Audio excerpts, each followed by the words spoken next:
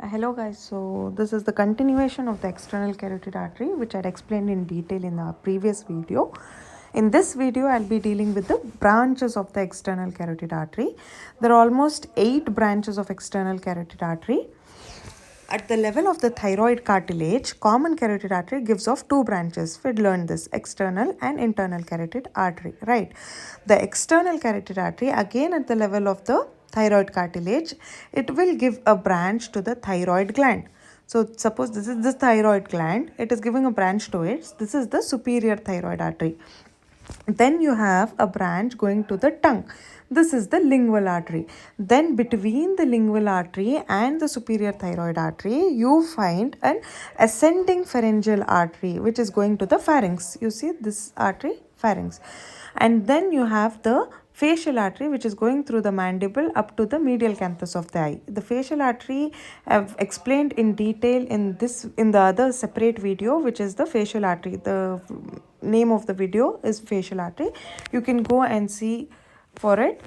Then you have the posterior auricular artery, occipital artery, and then you have maxillary artery and the superficial temporal artery. This maxillary artery and the superficial temporal artery are the 2 terminal branches of the external carotid artery. Among them, the maxillary artery is the larger terminal branch and the superficial temporal is the smaller terminal branch.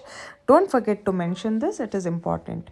And then you have the mnemonic. As to how you'll remember it, so let's make it easy for you.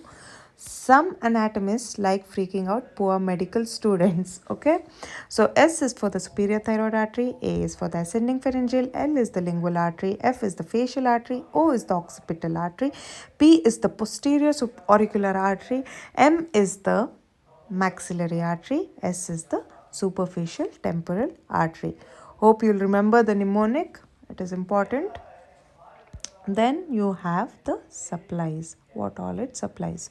The superior, see, in the artery only you have the name superior thyroid artery. It supplies the thyroid gland, the infrahyoid muscle.